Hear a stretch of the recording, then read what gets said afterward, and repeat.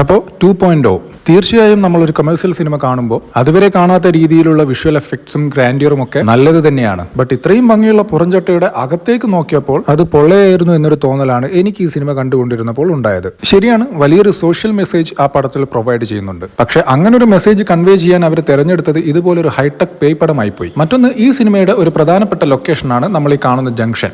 ഇത്രയും ബജറ്റൊക്കെ മുടക്കി ഒരു പടം എടുക്കുമ്പോൾ ആ പടത്തിലാണെങ്കിൽ സാധാരണ മനുഷ്യന്മാരെയും അവരുടെ ചുറ്റുപാടും കാണിക്കുന്ന രംഗങ്ങളെ കുറവാണ്. എന്നാൽ ആകെ കാണിക്കുന്ന കുറച്ച് രംഗങ്ങളിൽ പോലും അവരത് റിയലിസ്റ്റിക് ആയുള്ള ലൊക്കേഷനിൽ ചെയ്യാൻ മെനക്കെട്ടില്ല. നമ്മുടെ മലയാളത്തിലെ ട്രാഫിക് എന്ന സിനിമയിലും ഇതുപോലൊരു സെറ്റ് പീസ് ഉണ്ടായിരുന്നു. എക്സാക്ട്ലി സെയിം ഒരു ജംഗ്ഷൻ. എന്നാൽ അത് സിനിമയിൽ വളരെ കുറച്ച് മാത്രമേ കാണിക്കുന്നുള്ളൂ എന്നുള്ളത് കൊണ്ട് അതൊരു അലോസരമായി തോന്നിയിരുന്നില്ല. എന്നാൽ ഈ സിനിമയിൽ ആ ഒരു ആർട്ടിഫിഷ്യാലിറ്റി മുഴച്ചു നിൽക്കുന്നുണ്ടായിരുന്നു. ഈ ഒരു ആസ്പെക്റ്റിലും ഇതിന്റെ ഒന്നാം ഭാഗം ഒരുപാട് മുകളിലായിരുന്നു. അതായത് ആ പടത്തിലും ഒരുപാട് ഹൈഡോസ് VFX സംഭവങ്ങൾ ഉണ്ടായിരുന്നെങ്കിലും കാണുമ്പോൾ തമിഴ്നാടെന്ന് തോന്നിക്കുന്ന പല പശ്ചാത്തലങ്ങളും ആ സിനിമയിൽ കാണിച്ചിട്ടുണ്ടായിരുന്നു. അതുകൊണ്ട് തന്നെ തമിഴ്നാട്ടിൽ നടക്കുന്ന ഒരു സംഭവം എന്ന നിലക്ക് നമ്മൾ കാണുന്ന ഒരു സിനിമ കൂടുതൽ ഒതന്റിക് ആയി തോന്നും. പിന്നെ ഇതിന്റെ സെക്കൻഡ് ഹാഫ് അല്ലെങ്കിൽ ക്ലൈമാക്സ് എന്ന് വേണമെങ്കിലും പറയാം. ലോക സിനിമയിലെ തന്നെ ഏറ്റവും ദൈർഘ്യമേറിയ ക്ലൈമാക്സ് എന്ന് വേണമെങ്കിൽ ഇതിനെ വിളിക്കാം. കാരണം സെക്കൻഡ് ഹാഫ് തുടങ്ങി അധികം സമയം കഴിയുന്നതിന് മുമ്പ് തന്നെ സിനിമ ക്ലൈമാക്സിലേക്ക് കടക്കുകയാണ്. ബൈ ദ വേ, ഇത് എന്റെ കണ്ടുപിടുത്തമല്ല. സിനിമ സെക്കൻഡ് ഹാഫിൽ ഒരു പോയിന്റിൽ നിന്ന് അങ്ങോട്ട് പിന്നീട് നിങ്ങൾ കാണുന്നതെല്ലാം ക്ലൈമാക്സിന്റെ ഒരു ഭാഗമായിരിക്കും. അവിടുന്ന് അങ്ങോട്ട് മുഴുവൻ ക്ലൈമാക്സ് തന്നെയാണെന്ന് സംവിധായകൻ ശങ്കർ തന്നെ ഒരു ഇന്റർവ്യൂവിൽ പറഞ്ഞിട്ടുള്ളതാണ്.